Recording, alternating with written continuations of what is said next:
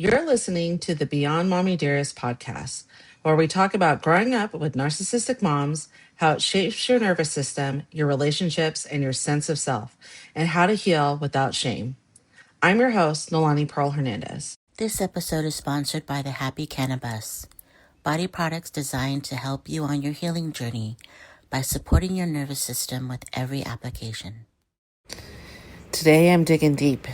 With a little stomach bug, I've been out for the count for the entire week, but this episode was important to get out. What would you do if a parent who abused you suddenly needed your care? In this episode of Beyond Mommy Dearest, we explore sibling loyalty, childhood trauma, and the impossible decision many adult survivors face when abusive parents grow older. This is a conversation about love, boundaries, and healing. So I just want to welcome back Catherine. We got caught up in our chisme, which is gossip in Spanish, our chisme of being daughters of narcissistic mothers. I know when I meet someone who just gets it, all I have to say is, well, my mom did. And, they get it, that we end up talking for hours just about it. Or if they've experienced some kind of narcissistic abuse. I think that is one of the things that is my goal for this podcast is as people are listening to it, they can say, oh my gosh, that happened to me. Oh my gosh, that happened to me. And they can reach out or they can get whatever support they need. And that's really, really important. Catherine, one of the reasons why we reached out and I was really focused on making sure that you were on the podcast is we talk a lot about no contact and low contact, or people who are still in contact. And I think we experienced this because I had mentioned I had released a little thing about how I said, if my mom were to pass away, let her cook. I don't care. And for some people that doesn't work. I think for me, I just know that even a little bit in, a little crack of a little door, and that would not be good. But for you, you accepted being a caretaker of both your parents. And both of your parents were, your mom was a narcissist, your dad was another story, and you have siblings. And so you kind of took on that caregiver role, but not a normal caregiver. And I think that being this is it's incredibly complex. Becoming a caregiver for the very people who you were estranged from, who were just POSs to you. Can you talk a little bit about that and how that kind of happened? Yeah. So my caregiving story is a little bit, I don't want to say it's more dramatic than most people's, because I know there are a lot of dramatic stories out there, but mine is a pretty dramatic story, which is that I had been estranged from my parents for 4 years. Mm-hmm. I'm in my late 50s now. So I was 50 years old when I made that decision. So it was a long road to get there. Mm-hmm. And I was estranged from them. And then on a Sunday afternoon, I got a call that my dad had just been arrested for trying to strangle my mother. Mm-hmm. And at the time, he was 82 and she was 80. Mm-hmm. Of course, my first thought was, when are they going to run out of energy for this? I just thought, wow, you're 82 and this is aren't you tired? My hands, I can't even grip that hard with my hands now. And I'm nowhere near otherworldly kind of anger that just takes over. And just to be clear, they're both narcissists. He's a malignant, she's a covert. So it was a wonderful little cocktail to grow up with. Wow. But what I was compelled about talking to you about was when you said let her cook, I thought, yeah, absolutely. I'm here for the whole range of whatever people need to make work for them is acceptable, because you got to do what is right for you, right? Mm-hmm. However, I feel like in this discussion, there's a lot of gray space. Yes, 100%. Yes. And a lot of issues that are documented from an academic, scientific, psychological perspective that are push and pull factors for people who are confronted with having to care for their parents who were abusive or neglectful. And I said in our last conversation, but I'll restate it because it's important. There was a study published in 2021 by some researchers out of the University of Wisconsin, my alma mater. Shout out. And they found that 1 in 4 adults who are caring for their elderly parents are caring for parents who were abusive or neglectful. So that, 25, it was actually up to 26%, but 1 in 4 people who are already in the very difficult position of having to care for their parents because the strains without it's astronomical. In all ways, right? Physical, psychological, emotional, just in a normal financial situation, you have an amazing parent, you're caring for them always, all stressors, everything, because it's not like a parent just decides this might be the best time for me to need care. It's usually, and especially with our generation where we're sandwiched between, kids in college and then parents that are older, we're that sandwich generation of caring for our parents. So 25% is insane. Yeah. Insane. So that's like within the people who feel a full obligation and don't want to ever turn their back, even if they were damaged by their parents, and your let her cook theory, there's just a lot of room. So much. And right? And you're an only child. I'm an only child. Yes. Okay.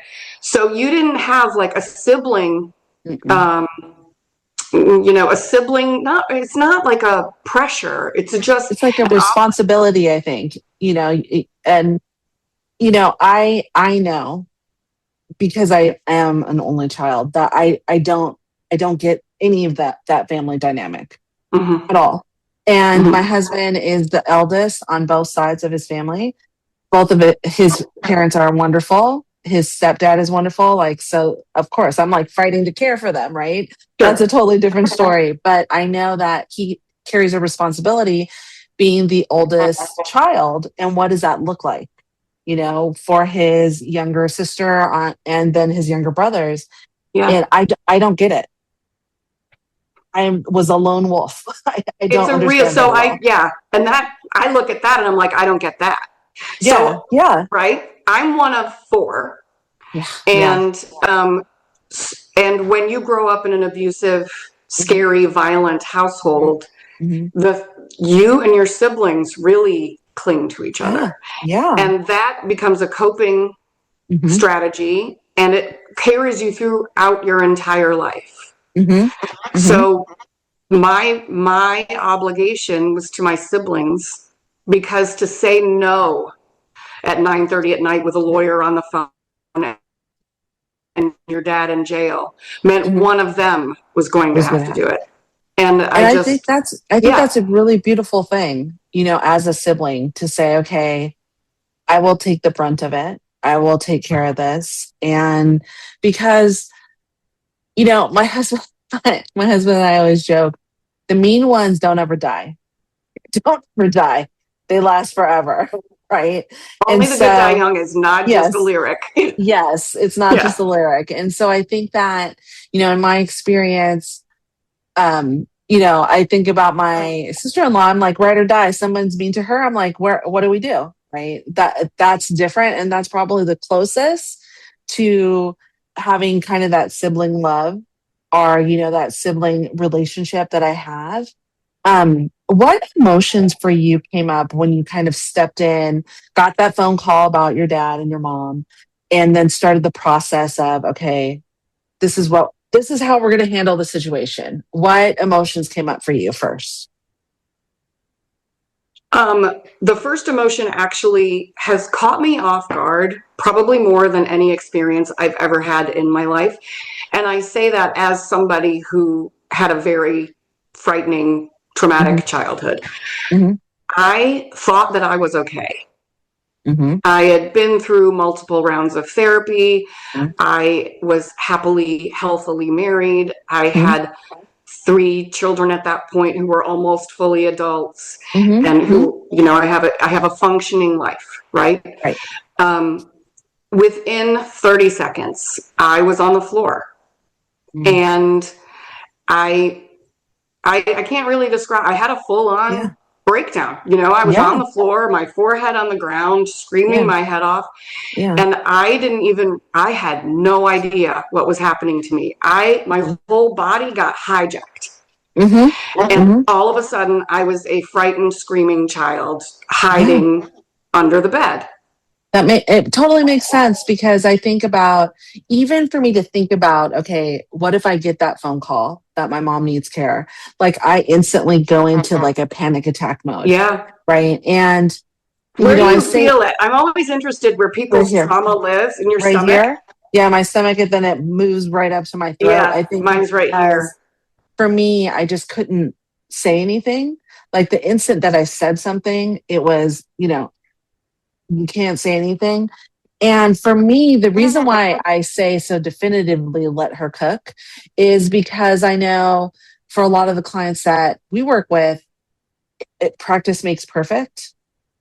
And so if someone were to call me, I would say, thank you so much, but she's not my responsibility. She's going to have to go somewhere else, because she really isn't. And for you, your parents aren't. The responsibility lies for you within your siblings. Yes. And I again, that's such a beautiful thing, because, you know, I always thought, what would it be like to have a sibling? Like, what would it look like? And I am incredibly thankful, because the abuse that occurred was just so utterly disgusting. And then I also get sad, because I think about, but it could have been dispersed. I could have had somebody that I could have talked to about it. And so the healing community has really become that, like, you know, his Sisters in Healing, where we have like a group on Facebook, which when we talk later about the work that you're doing, I'll make sure to share that in there, because a lot of those women, there's like, I think we're at 7,500. And it like has grown exponentially in the last 3 years, is they are that where we could have these conversations. I'm also like, I'm a introvert. So my husband and I can sit on the couch for hours and hours and not talk. But once you get me talking, I don't ever shut up. You're bottling all up until it's ready to come out. Yeah, exactly. When you became a caregiver, did you feel, or did it actually happen? Did you have like new wounds, or old wounds like open up? Or you said you had a trauma response when you got the phone call. Mm-hmm. So what kind of happened over the course of the next, let's say, couple of days? And then where are you all at now in regards to the care for your parents? Okay. So I sort of, in my mind, and it's divided in my head this way because I've been writing about it. Yeah. But in my mind, there was that first 6 hours. Yep. And between I got the phone call and then I was on the phone with a lawyer. Unbeknownst to me, I had no idea I was going to do that. I found out 30 minutes ahead of time, and suddenly someone had co-opted me into become, it was nuts. 2 days after that, we were in court, and I was testifying in front of a judge that my sister and I needed to take over their care. So all of that was very, I was dissociated. So it was very weird. And I've talked about this with my therapist a lot. Kids like you and me, we are very good at dissociating. And I don't know if you've read Stephanie Foo's book, What My Bones Know. But toward the end of the book, she talks about how people who have CPTSD have it's a superpower, because they can dissociate to the point where if all hell is breaking loose, they're still very high functioning. Yeah, moving. Exactly. Doing stuff. So if you want to, she wrote about how she was, during the pandemic, all of her friends and everybody was freaking out about everything, and she was just steady. Because she was like, I operate in this space. In chaos. Just yeah. Right. So what happened to me was I was a complete physical mess. I could not eat. I could not sleep. I could not stand. I couldn't breathe. But my brain was like a laser. Mm-hmm. And I'm talking about as a woman who is, menopausal at that moment. And brain fog obviously is Right. real. Yeah. I could have a conversation. I could write down some numbers. And it was with me almost photographically for the end of time. Right. It was very weird to, for Mm-hmm. the first time as an adult, to like have the distance to look at myself and say, I am two human beings right now. Mm-hmm. Mm-hmm. I am the person who is completely in the toilet, and Mm-hmm. I am this absolutely high functioning Mm-hmm. powerhouse. Mm-hmm. But Mm-hmm. they're not speaking to each other.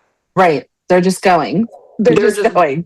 They're two Right. separate things. So that was Right. really stunning for me, was that the planes that I was operating on, and really Mm-hmm. sort of, it was the most striking experience that I could have had to awaken me to work that I still needed to do, because Mm-hmm. this separation between my body and my mind was still very, very real.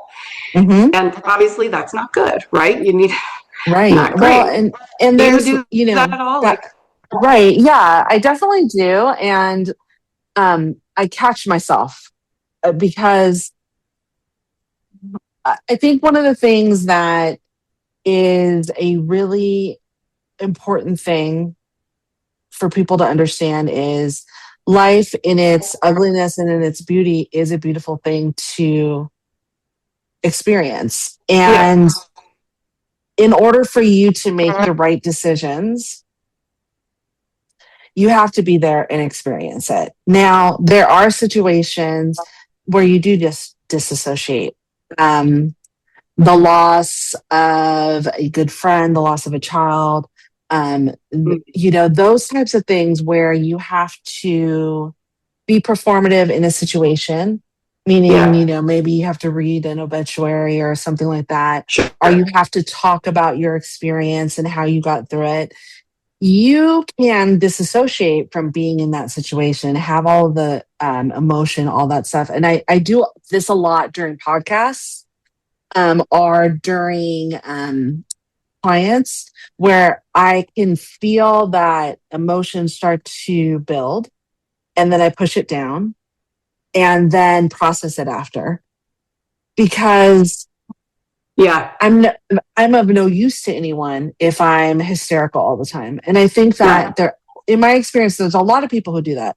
Having a narcissistic mother is one way that you can experience the trauma. Having an alcoholic father, alcoholic mother is another way that you can experience.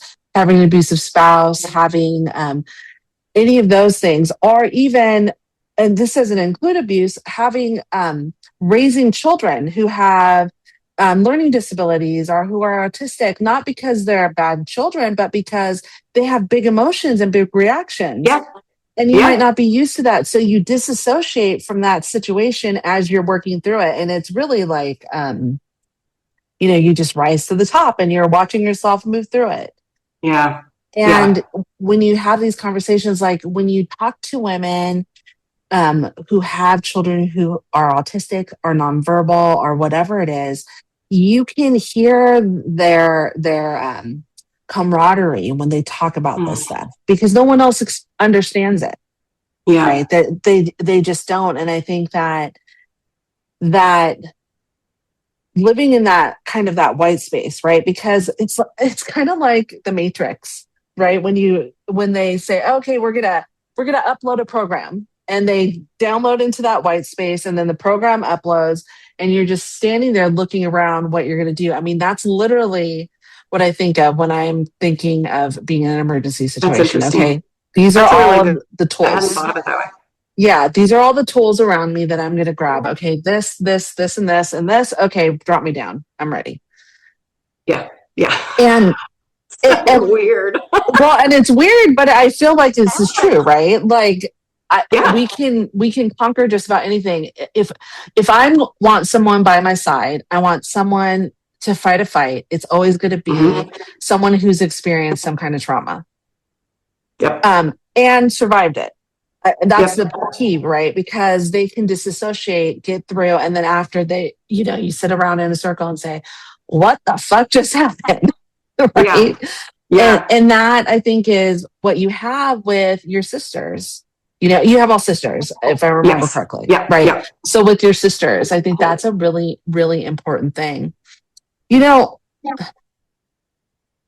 I don't feel any guilt when I say let them cook or shame, but there might be some people that feel this like guilt or shame or even the societal expectations that show up for people in these kind of situations. What do you see kind of those being? And you were in court getting full custody of your parents. So you were in that kind of that court where you're seeing that go over and over and over again. So what are you seeing or hearing as people are commenting on your, social medias? What kind of, shame or guilt or expectations are showing up for people in these situations?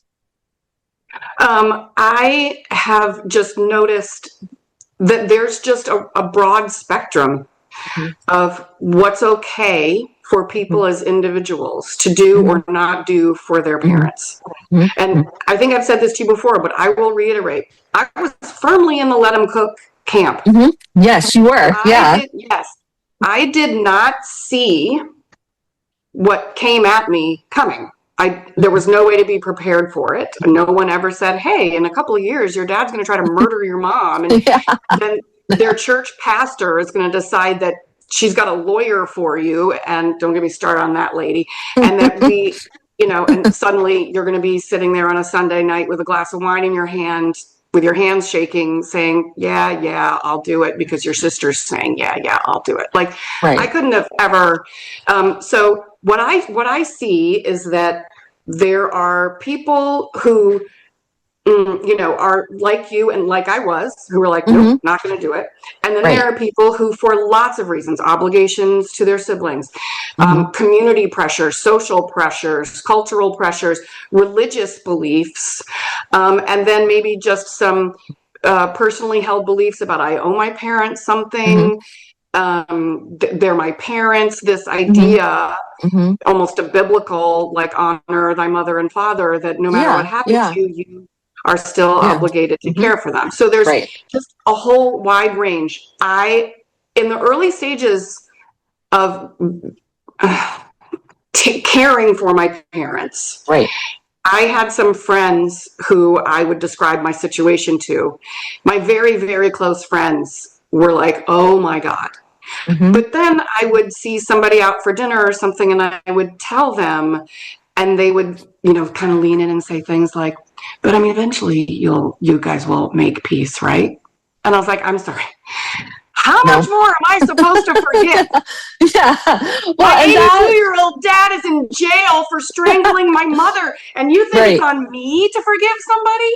Well, and that's the thing that I don't ever get. Like, you mentioned your pastor, you mentioned, your, let's say, your acquaintances that said that. And I think that people don't quite understand. And this is one of the things that I get reminded of, my husband often reminds me of, is it's none of our business. So we should probably not say anything unless they're coming to us, they're paying us to be a client, they're asking us for the advice.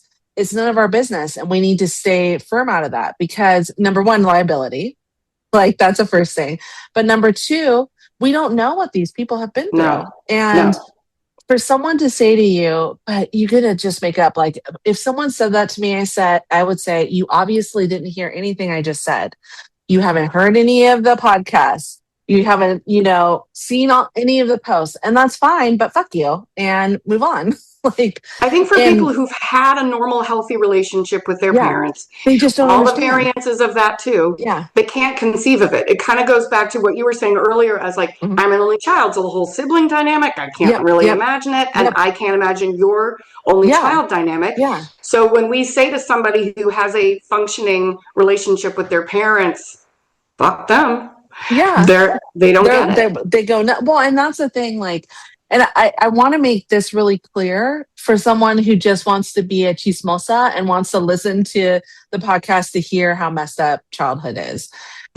Your mom being mean to you and saying, hey, don't go out in that shirt, it's probably not appropriate for you to wear, is not the same kind of abuse that we have. Was it nice for her to say that to you? No, not at all. Like, of course. Is she toxica? No, she's not. Our parents were. Like, there is a very definitive difference between broken, fucked up, emotionally abusive parents and my mom was mean to me.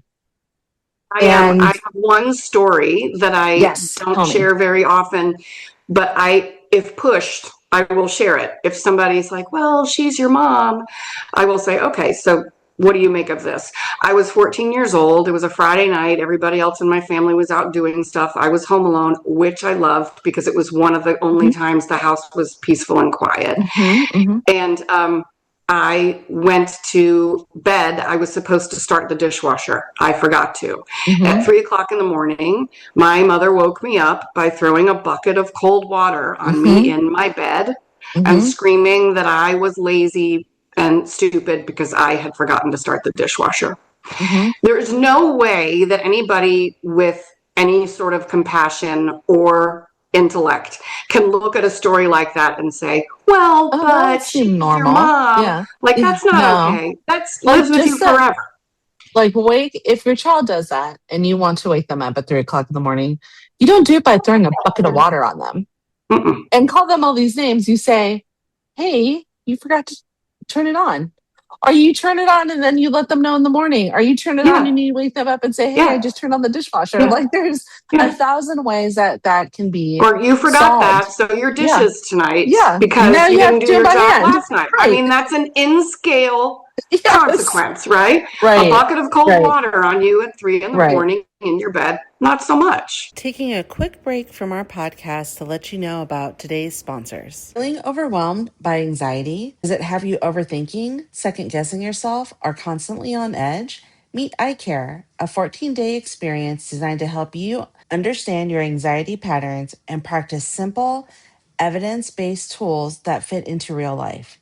Each day includes a quick exercise, practical insights, and AI-guided reflection. Start your free 3-day trial at icare.app to discover a different way to work with anxiety, helping you build greater calm and confidence day by day. If perimenopause has your muscles aching, your stress levels climbing, or your nervous system feeling like it's working overtime, check out the Happy Cannabis. Their THC-free, plant-powered CBD body oils, sugar scrubs, and goat milk soaps are designed to support everyday wellness and help you unwind naturally. Use code BMD20 to save 20% on your order and give your body a little extra love. And now back to our episode. I'm so sorry she did that. That's so horrible, especially because my assumption is when you fell asleep, you felt like at peace. Yeah.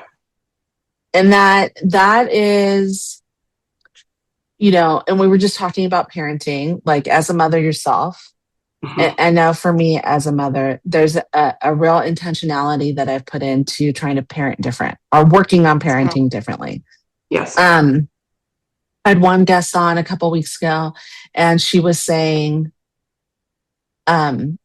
she said, I had a thought, like I was parenting my son, and I had a thought, and I was going to respond in a way that would make my mother proud. But instead, I responded differently. And I was like, oh, that's really interesting that she framed it like that. Yeah. Yeah. And so what have you learned or have to be intentional about when you're parenting completely different from your mom? So and it's both my parents because, my Yes, father beat your my mom and dad. and Yeah. they both beat us. So it was a violent household and it was angry a lot. And you never saw the anger coming. It was very explosive. And then everybody sat down to dinner like nothing had happened. That's so crazy. Yeah. It's crazy making stuff. So what I learned early on with my kids, you were talking earlier about children who have special needs. Yes. So my oldest, who's now 27, but when she was a baby and a toddler who could not regulate the stimuli that she took in. So she was overstimulated all the time and she could not regulate her emotions. It's a challenge that has carried itself through her whole life, and she puts a lot of work into dealing with it. But what it did was it made her, as an infant and a toddler, and then throughout parts of her life, a very, very explosive, difficult child to deal with. Right. Yeah. Yes. And I grew up with someone screaming in my face. And then I had a baby screaming in my face. So I became very overwhelmed too. Yeah, of course. I would lose it just like she would lose it. It took me a couple of years and another kid and then another kid to realize, like, when I lose it with my kids, when I allow myself to go to that angry place, not that I don't, sometimes that's necessary, right? But when you fly off a handle and you really cannot keep yourself in control, it was so much worse for me. The feelings that it gave me afterwards of failure and operating like my parents did, and recognizing that I was going to injure my children in the same way that I had been injured was an intolerable sensation for me. You know what I mean? So yeah, I took it on myself I read a lot of books, and I learned different strategies for dealing with my feelings and learning how to manage my anger. And you were saying earlier too, about like dissociating, but in a more like purposeful way. So saying, okay, I'm going to walk away from this, and I'm going to. So I learned that the best tool for me, as somebody who becomes overstimulated by stuff like that because of my history, was to take, if there was a consequence that had to be handed out to my kids, if I felt like I was exhausted and stressed out, and I was up here and I could feel myself losing it, I would put myself in timeout, not them. Yeah. We often say, okay, we have no more spoons to give. We started the day with this many spoons. We have no more spoons to give. Yep. We're done. spoonless. Like, let's figure out what will bring us a couple spoons back. And, it's really interesting. And I don't know if many people know this, but, we could do a quick little science lesson, talk anatomy. We as women are born with the eggs that we're going to have for the rest of our lives inside our mother's womb. So that DNA, that trauma is experienced all the way down. And even if you have the most wonderful pregnancy, there's still that DNA and that trauma. And that even exists, though. Wonderful pregnancy. Just saying. I know, right? I don't know if it does, but let's say, you get doted on and it's amazing, and you can eat whatever you want and you don't gain weight and there's no, and you don't have a stressful job, and you don't have a stressful job, but all of those things impact your child in the womb. So as they come out, my daughter was very sensitive, very similar, very sensitive. She is still extremely sensitive, and I think it's her superpower as well, because she can feel, like, she knows that. But that high sensitivity is why her and my youngest stepdaughter got along really well, because they have that same high sensitivity. Like, they were sitting down, there's 15 years in between them, and I like gave them a blanket. There was some blanket for them to like get under the blanket and watch their little movie with. And like at the same time, they picked up the blanket. They were like, "Oh, I really like this. This is great. Okay, fantastic, right?" And I was like, sensory stuff. Yeah, it's very interesting. But that sensitivity, that quick to maybe feel the overwhelmness, those things, I mean, they are generational. Yes. Well, and I'm sure you're familiar with epigenetics. The idea of that trauma is handed down. The thing I read most recently was that it takes 3 generations to actually clear that. Right. Yeah. And which is, it's so sad, because we're saddling our kids with things that we did not intend to saddle them with. No, not at all. Even with all the work that we do. So the work that we're doing is for our great grandchildren. Yes. Right. And and for me, that lineage, like, to think about that, it's totally worth that work. And, we talked a little bit about how you experienced that trauma and the impact in understanding that generational trauma. Your daughter, who's 27 now, so you understand that, and I think experience too, because I mean, having, like, let's be honest, having kids is really difficult. Like, it's a difficult thing, and especially now with the cost of living, having to work, all of the societal, Yep. like, I can't even imagine being a high schooler right now in this generation, because No. the expectations are so high. Yeah. So, for those women who possibly are experiencing pregnancy now, who have had narcissistic mothers, it is going to take that intentionality of, it's not just the meditation. There's an intentionality that you need to take in order to make sure that your child, you jump as far as possible as they are born. And, being a mother now, what does breaking the cycle actually look like to you on a daily basis? This is my favorite, because for somebody who grew up the way that I grew up, to actually successfully make my own healthy family, is it's the hardest work I've ever done, and it is the best work I've ever done.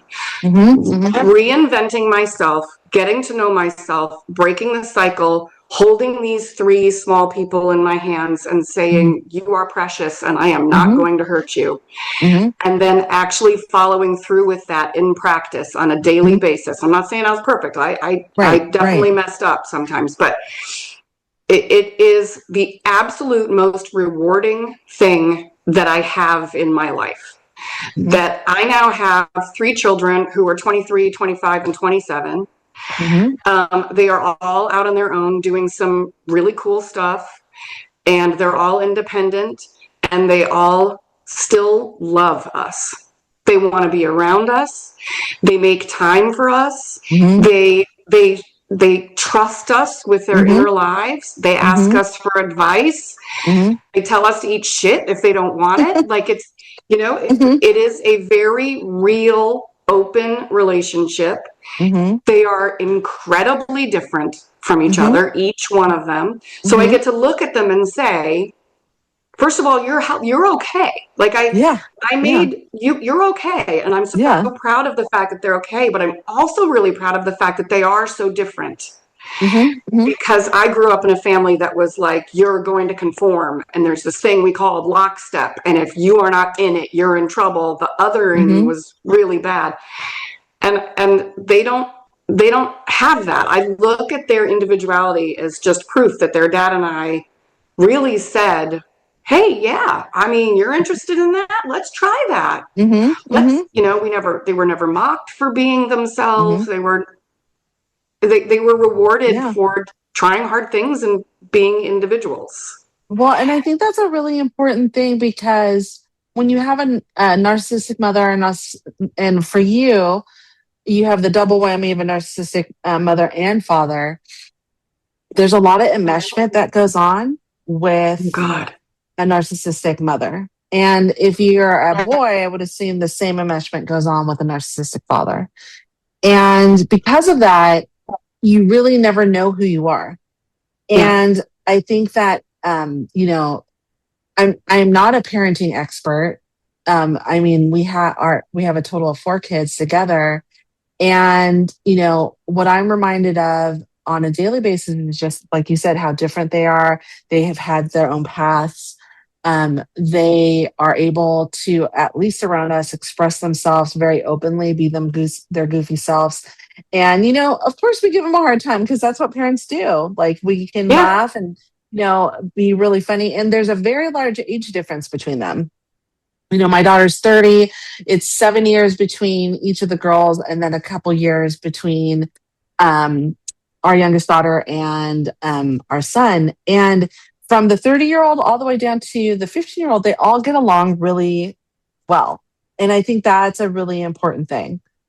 And they they celebrate their successes. And when we've needed my older daughter to be here for things that, are sad, or get ready for a prom, or so, whatever it is, she has always been here. And we have an extra little bonus daughter. My sister-in-law, who's a year younger than my daughter, we add her into the mix too, because Nice. there's just so many of them, and they're More just the better, really, honestly. really great people. Yeah, absolutely. Yeah. One of the things that I'm really interested in is how you're able to maintain boundaries when you're caregiving with your mother and father. So tell me a little bit. So we know that you were in court. I know that your father and your mother couldn't be together for a little while, and now there was a they're restraining order. No, there right. still is a restraining order. They will Okay. never be together ever again. Yeah. Okay, so now they're separate. They're on two separate planes. Yes. So how do you manage all of that?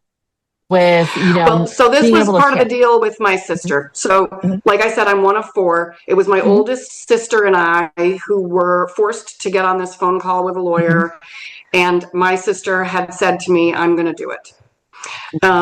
And so I had to make the decision. It was a snap decision to not let her do it alone. So I agreed to do it, but I had some very firm stipulations. One was that it would not be permanent, that I would be involved in the economic and care and welfare of them, because we were conservators and guardians for both of them. So we had to run their health and welfare and their housing, and we had to run all of their finances. Got it. And as two old narcissists do, they had run everything into the ground. So it wasn't like we just walked into the bank one day and everything was fine. It wasn't. It was a mess. No. Yeah, as you can imagine. So I said I would do it for a finite amount of time. And that was defined as, we will get them to a place where we know exactly what the lay of the land is, and that they can be cared for by a third party, with whatever money they have left, and big decisions can be made by other people, but we are going to make sure that we have set them up so that they are not homeless, and so that whatever they have can be divided and they can both live in the way that they need to live safely, that took 6 months. So we were in it for 6 months. Then we had to go back to court and surrender it, and that's when third parties took over. The other stipulation I had was that I had not spoken to them in 4 years. And I was willing to do this with my sister, but I was not willing to interact with them while I did it. That's fair. Yeah. So I had no verbal contact with them at all. There were a couple times where I had to communicate with my mother in writing because I was trying to manage her health care.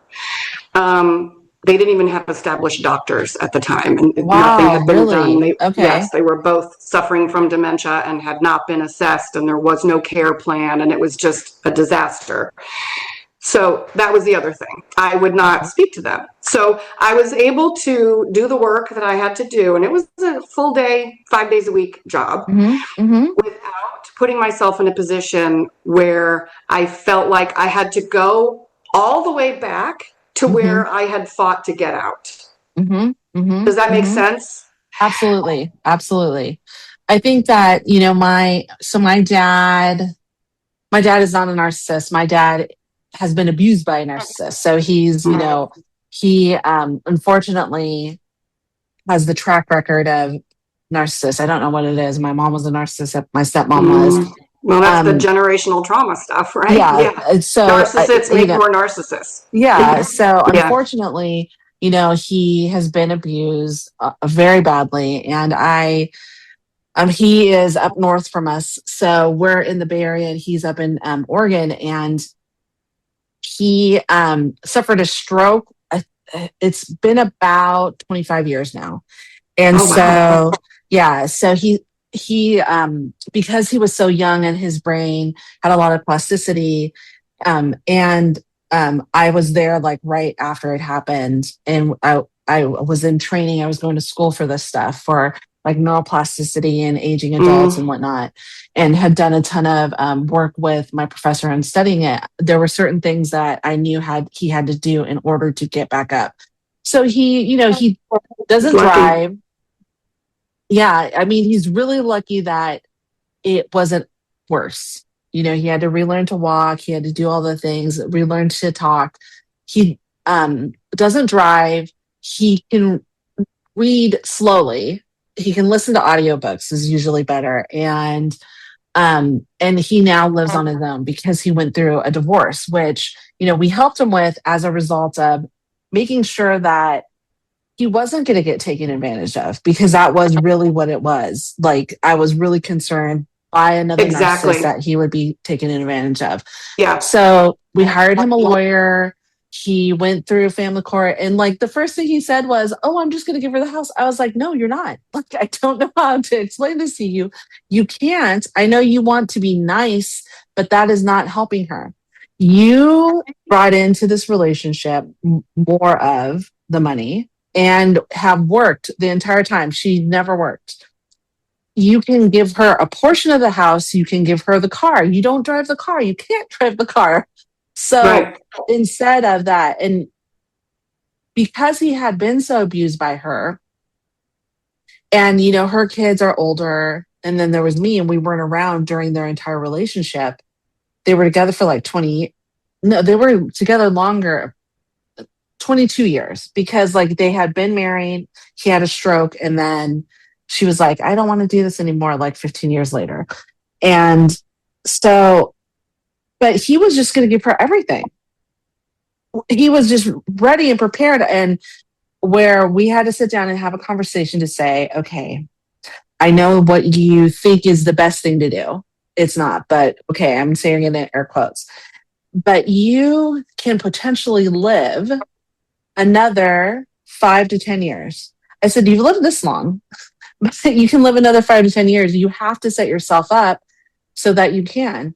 You can live another 5 years without, on your own. And then the last 5 years, you can sell your home and then possibly be in a care facility." And I don't think that narcissists or people who have been abused by narcissists think about that, because they're in that survival mode. Well, where narcissists think they're going to be living forever, as someone who's experienced that narcissistic abuse, we're just always in survival mode. And it's okay, what's going to take us to the next day? What is going to take us to the next day? So for me, what checked the boxes there in regards to my dad, because I'm sure once I start remembering some of the stuff that did happen, because I only remember fits and bits of what happened as a child, that there are going to be a lot of points where my dad was probably stepped in and said, "Okay, that's enough." Or, I would assume so. And so I feel somewhat a responsibility to care for him. So that's what And I we like. did. Let me just interject, because I think that's a really good counter argument to the people who say, "But she's your mom Yeah. and you're Yeah. supposed to care for your parents when they get older." You are willing to be a caregiver. Yeah. You Yeah. you are Absolutely. being a care. Yeah. You did it for your dad. You continue to Yeah. do it for your dad. My Absolutely. father-in-law had ALS. My husband and I were caregivers for him. Yeah. Yeah. Perfectly willing Yeah. to do that for somebody who makes me feel safe in that role. I'm Well, and not going I to do think it. that's the thing. Like, my mother-in-law, who's in phenomenal shape, always jokes, "Well, don't forget, you guys have to take care of me." Like, that to me isn't even a question in my mind. Yeah. I'm like, yeah, of course. Of Yeah. course. Like, Yeah. the Yeah. dream is, okay, we're going to have, 3 ADUs. It's going to be my mother-in-law and her husband, my husband's stepfather, my father-in-law, and then my dad all together, and I have no problem with that. I just Yeah. don't No. want to take care of someone who I don't want to take care of anyone who doesn't want me alive. I mean, that's really what it comes down to. And will berate there will be nothing I do correctly. I'm not that person anymore. And you were like, "I don't want to talk to them, but this is how I'm going to care from them from afar. Here's the stick. Don't go past the stick." And Well, I and that's appreciate the that. thing we were talking about earlier about that gray area. Yeah. What was important to me was obviously my relationship with my siblings, Yes. but it was also important to me at the end of the day, I needed to be able to look myself in the mirror and say, I did what for me was the right and honorable thing. Right. I tried very hard to not sacrifice myself as much as possible. It wasn't that great, but I got through it. And the other thing I really felt was that my kids were watching. Yeah, And exactly. I wanted to be an example for them, not someone who's going to subjugate herself and lay down on the street and let someone run her over with a car, but somebody who felt like, okay, I feel in my heart what the right thing is to do, and I'm going to do it. And I wanted my kids to watch me follow that. And again, not saying that that's everybody's journey. It was just how I felt about it. Well, and I think I know that's a really important thing because, our children are watching us, Yeah. and, I've had this conversation very, very, abstractly with my daughter because, my daughter is still, I don't know if she's talked to her recently, but she's still in contact with my mom because that was, I didn't go no contact until she was older.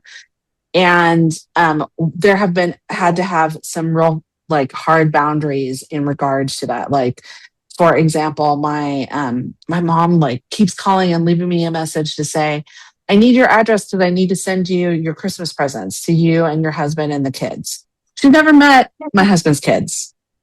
Right. And I'm like, that performative gift giving is I know, something it that makes drives me absolutely insane. It's so they can sit in a little coffee klatch with their friends and say, well, I send Christmas gifts every year. Yeah. But the rest of the time, I'm a piece of shit. I don't Are you kidding? My mom, and I'm sure this will start like a whole discussion in regard to this. My mom gives the most ridiculous gifts. Like, I remember her, like, she likes to regift without saying that she's regifting. Like, if she gets a bad gift or she gets something or she buys something for herself that's expensive and she uses it for like an hour and then she decides to give it to someone. And I can't handle that. Like, I can handle that.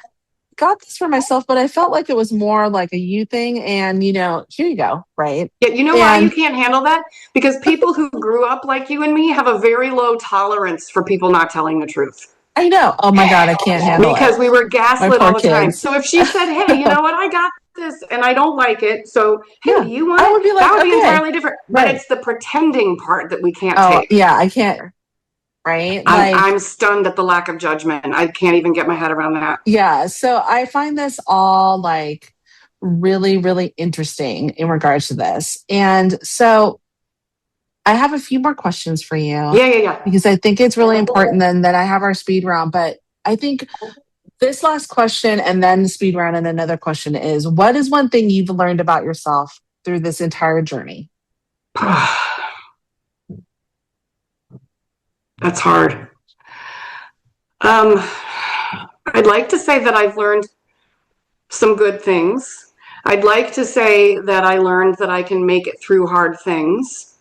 The problem was I had been through lots of hard things already. I did not need to prove that to myself again. So I could have skipped this last traumatic experience without having that lesson. I'm actually going to say something that's not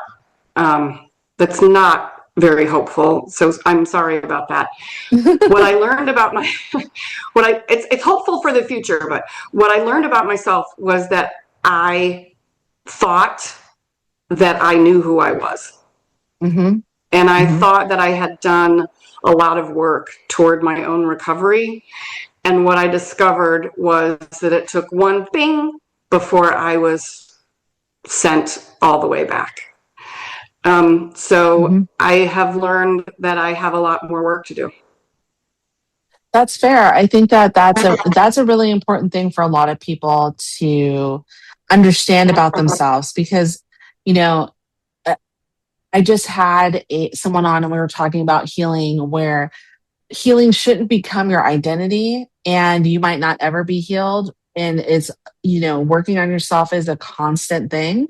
It's even people who haven't experienced traumatic situations, they are working on themselves. So don't ever feel like that. I think when you're talking about this, don't ever feel like you're not doing enough. And that helps you so that when things like this happen, you're not totally taken off guard. But because we do come from these crazy families, we were taken off guard and we're like, okay, here we go. Let's get started. And I think that again is a superpower. So you mentioned that you have been writing a lot, and I want to talk a little bit about your project. So tell me what made you start thinking about writing like a memoir and then getting into this project that you're working on? It's kind of weird. I had actually started writing this book 6 months before my dad tried to kill my mom. And I was just starting to write a bunch of stories from my childhood. I was trying to make sense of them. I was grappling with the duality of having been raised by people who had done a lot for me and whom I had loved and whom I thought really loved me, with the harm that they caused me. And I was sort of working out through my writing how those two things exist in the same space. And what does it do to a person who grew up like that? What does that look like throughout the lifespan? It looks very confusing, right? And it stays confusing all the way through. And then all of this stuff happened, and I couldn't write for 6 months or maybe more because I was living it and it was too traumatic. And then I sat back down and I started writing it, and it was a very different examination at that point. It was really funny. My daughter said to me, so you weren't really sure how you were going to address this book and everything. And then God said, here, hold my beer and watch this. That's actually hilarious. Here, hold my beer. I love it. Yeah. So I was like, okay, so that's the book now. So it's a different book than it was before. Well, and you also, from this experience, and I think this part is even more phenomenal, have a project that you've been working on. You have are working on and releasing this really great thing to help children of abusive parents, whether narcissistic, whether emotionally abusive, any type of abuse, to care for their elderly parents if they choose to. So tell me a little bit about that. So I am creating a website. It's just a one-stop shop, excuse me, nonprofit. My name's not even going to be on it. It is just a website that is going to be oriented nationally, but then state by state, where a person in my position or your position, any adult child of abuse and neglect, facing a decision about whether or not to care for their parent or to inhabit some of that gray area, how much to care for a parent, how much not to care for a parent, whether or not to have a third party care for their parent, all of those options. I'm creating a resource for these people so that you can go to the state of Mississippi and you can click on it, and there are about 15 to 18 links of organizations that some of them are local, some of them are national, that can help you get information about, okay, what's available to me? What does the money look like for this? How do I work with someone outside my family? What's a discussion guide for having this difficult conversation? What's my top, there are a lot of questions that you have to ask yourself. And what I have discovered is that in all of this talk about family estrangement and no contact, no one is really talking about what happens when you get that phone call. And is there a way to be prepared to get that phone call? Can you, with your siblings or your aunt or your uncle or your partner or whatever, have already planned out, okay, listen, one of them's going to fall down the stairs. Right. So when I get the call that someone has fallen down the stairs, what's my stance going to be and what's my plan? So that's what I'm trying to just create a resource so that people entering this dialogue, which is really new and underaddressed, have a real place to go get information. It's called caringforabusiveparents.org. I love it. And you can, in a little while, it will be launched and you'll be able to click on it and get to organizations that you can literally pick up the phone and say, this is my situation, help me. And then they will help you find services. I think that this is a really important thing because there is, I mean, you just said it from the Wisconsin study. 1 in 4 adult children are caring for abusive parents, Yeah. and not everyone is going to take the route that I'm taking. They're Mhm. just not, and that's fine. Mhm. I'm taking that route, and it's fine. And you got to figure out your own path, and this is going to be helpful for you to be able to do that. So I'm just so grateful that you are taking what the experience that you had and creating something really beautiful out of it.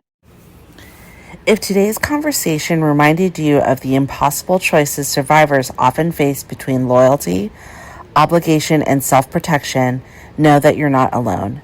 There's no perfect answer, only the one that honors your healing. If this episode resonated with you, subscribe, leave a review, or donate, or share it with someone that you think needs to hear it today. Thank you for listening to the Beyond Mommy Dearest podcast. If this episode resonated with you, please subscribe to the podcast, leave a 5-star review, and share it with someone who could use a little hope today. To learn more about coaching, upcoming events, and our growing community, visit the links in the show notes. Until next time, keep choosing yourself, keep healing, and remember, you are worthy of love, peace, and a life beyond survival. Your skin is a part of your nervous system, and taking care of it is essential to overall balance. Our products are specifically formulated to nourish your skin and bring you closer to homeostasis with every use. Start feeling better in your body today with the Happy Cannabis.